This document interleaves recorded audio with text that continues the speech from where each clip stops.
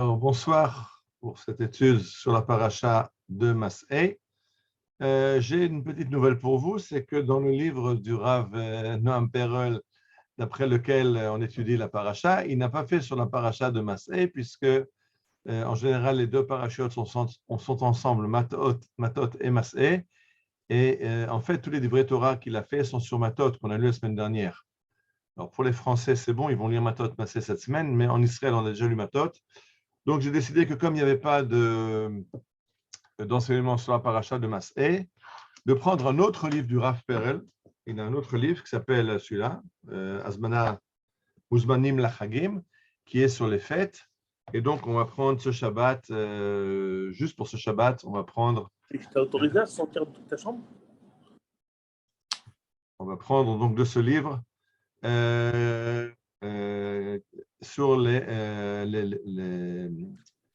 l'époque dont on est maintenant, les 3 semaines qui sont entre Shiva Asar B'Tammuz et Tisha B'Av. Alors je commence et on se rappelle que Shiva Asar B'Tammuz, le jeûne du 17 Tammuz, il y a 2 semaines, vient à la suite du jour où Moshe a cassé les tables de la loi. Le 17 Tammuz, c'est le jour où, après 40 jours, Moshe a reçu la Torah à le 6 Sivan, à la fête de Shavuot. Il monte pour apprendre la Torah pendant 40 jours et il descend avec les tables de la loi qu'il casse quand il voit le peuple qui danse devant le veau d'or. Et les tables sont donc cassées. Je lis le texte. Quand Moshe arrive vers le camp des enfants d'Israël, Vayar et Egel ou Mecholot, il voit le veau et les danses. Vayichar af Moshe, Vayashlech miadav et aluchot. Et Moshe se met en colère et il jette les tables de la loi qui se cassent. Vayishaber otam tachat ha'ar, et il les casse au pied de la montagne. La suite du verset, le verset suivant va dire Vayomer Adonai el Moshe, c'est la réponse donc de Dieu, la réaction de Dieu après cette brisure, cette fracture des tables de la loi. Dieu dit à Moshe Pesol lecha shne luchot avanim karishonim, reprépare 2 tables identiques aux précédentes, et j'écrirai la même chose que ce qui était sur les premières tables que tu as cassées. Et là, le Rav Noam Perel nous fait remarquer que ce n'est pas un coup de colère, ce n'est pas une crise de Moshe qui voit le veau d'or, et alors il pique une crise et il casse les tables de la loi. Ce n'est pas de ça qu'il s'agit. Ce qu'il s'agit, c'est que il y a un idéal très élevé que Dieu a proposé à Israël à travers ces Luchot Abrit. Je rappelle que si aujourd'hui le monde entier a reçu au travers d'Israël ce commandement qu'il y a un seul Dieu et pas des multitudes d'idoles, qu'il y a un jour de Dieu, un jour où on se repose, le Shabbat, qui aujourd'hui dans l'humanité entière, il y a une compréhension que l'homme n'est pas une bête de somme et qu'un jour il faut se reposer, etc., etc. Donc c'est un idéal très élevé, mais apparemment à l'époque trop élevé pour le peuple d'Israël. Et donc Moshe casse ses luchot, casse ses tables et on va écrire une autre. Et Dieu lui dit, je vais réécrire les mêmes. Mais c'est bien que tu les aies cassées parce que on va faire des deuxièmes tables de la loi qui sont adaptées à une citation d'après la faute. C'est-à-dire que c'est le même contenu, mais il est formulé d'une façon qui va être adaptée à un peuple qui n'est pas au niveau extraordinaire qu'on aurait pu supposer, qu'on aurait pu espérer au départ. Et d'ailleurs, le texte du Midrash, là, le Talmud lit, quand Dieu dit à Moïse, je vais réécrire les paroles, Asher hayu ala lichot harishonim asher shibarta, qui étaient sur les premières tables que tu as cassées, le Midrash dit Asher shibarta, ashrecha, shkoyer, bravo d'avoir cassé. C'était bien de mettre les points sur les i, de comprendre qu'il faut une Torah qui est adaptée à Israël en temps de faute. Ça, c'était l'histoire du 17 Tammuz, sur le jeûne qu'on a eu il y a 2 semaines. Maintenant, on arrive dans ces fameuses 3 semaines, on s'approche de Tisha B'Av, qui est le jeûne pour la destruction du Beth Amikdash. Et là aussi, il y a un verset très bizarre dans le livre de Echa, dans le livre donc qu'on va lire, les lamentations de Jérémie qui racontent l'histoire de la destruction de Jérusalem. Et d'abord, le Rav Noam Perel nous amène un verset de Zacharie. Donc, Zacharia est un prophète qui prophétise au retour de l'exil. Il y a donc eu la destruction du premier temple par les Babyloniens, par la Nabuchodonosor. On part en exil à Babylone et on revient, et quand on revient, on a 3 prophètes, Chagai, Zecharia et Malachi, et là, il s'agit du livre de Zecharia. Et là-bas, il est écrit au 8e chapitre, Ko Amar Adonai Tsevaot, ainsi parle l'Éternel, Tzom HaRevi'i, Vetzom HaChamishi, Vetzom HaShevi'i, Vetzom HaAsiri, donc les 4 jeûnes que nous avons en commémoration de la destruction du temple, le jeûne du 10 Tevet, le jeûne du 17 Tammuz, le jeûne du 9 Av et le jeûne du 3 Tishri, le jeûne de Gedalia, tous ces 4 jeûnes sont en rapport avec la destruction du temple. Je ne vais pas rentrer dans le détail maintenant, mais Dieu dit par l'entremise de Zacharia, ces 4 jeûnes qui sont donc relatifs à la destruction du temple, Yiyeh le Bet Yehuda, le Sasson ou le Simcha ou le Moadim Tobim, ce sera pour la maison de Juda, des jours de joie et d'allégresse et des fêtes, des jours de fête, Ve'emet Beshalom et à vous, et aimer la vérité et la paix. Et sur ce verset et sur un autre verset qui se trouve lui donc dans Echa, dans la Lamentation, qui dit la chose suivante, Sila kolabirai Adonai Bekirbi, Dieu a détourné tous les braves qui étaient en moi. J'ai un peu du mal à traduire là.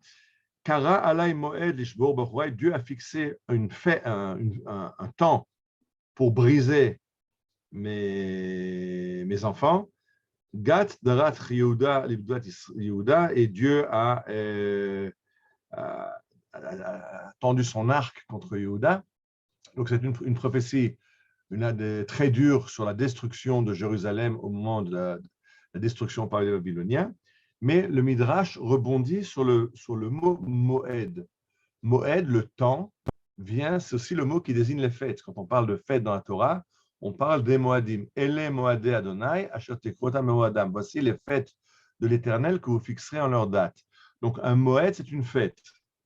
Alors on a vu que dans Zecharia, on nous annonce qu'arrivera un temps où les 4 jeûnes seront des jours de joie, d'allégresse, ou Moadim Tovim, et des jours de fête.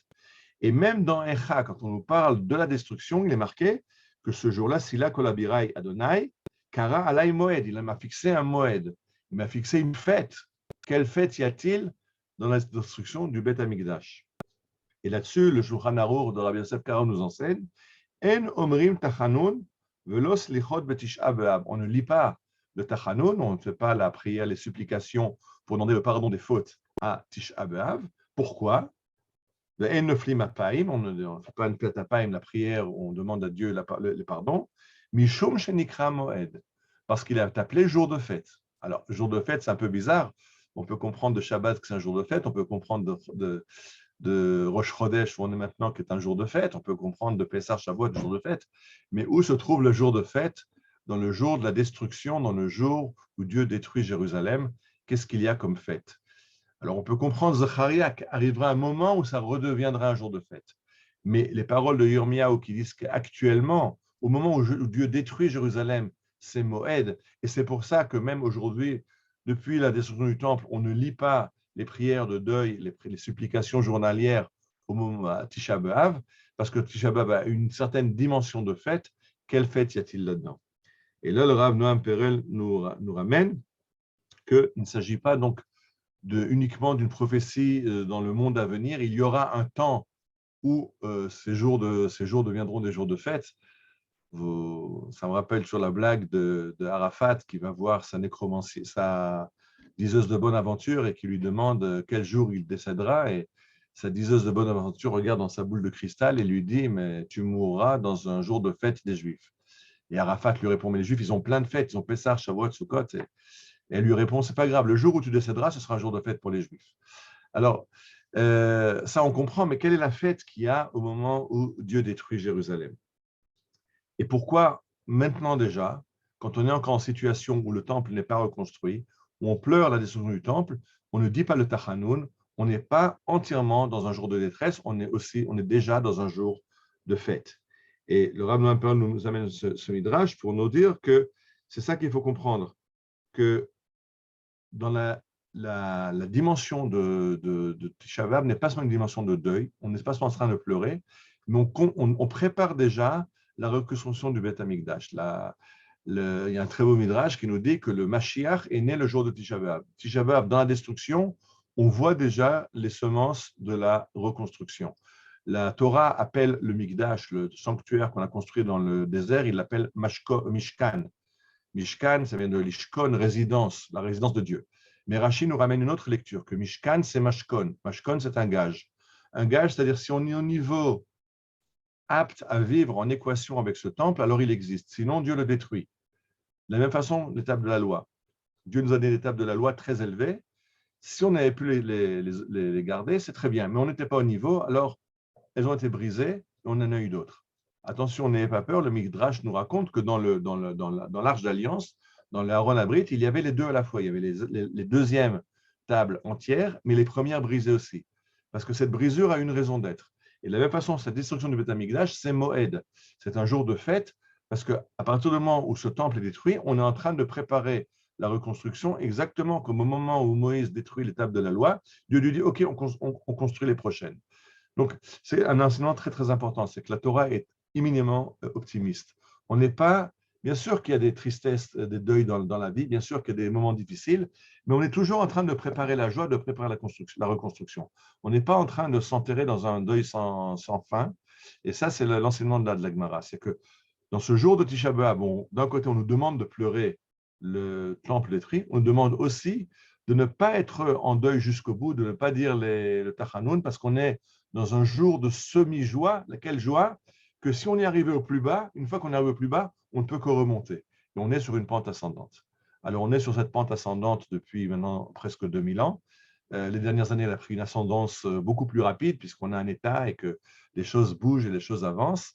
Et on espère que très bientôt, ces 4 jeunes, pas seulement Tisha B'Av, mais ces 4 jeunes seront des Moadim, des jours de fête qu'on fêtera ensemble à Jérusalem. Voilà, Shabbat Shalom.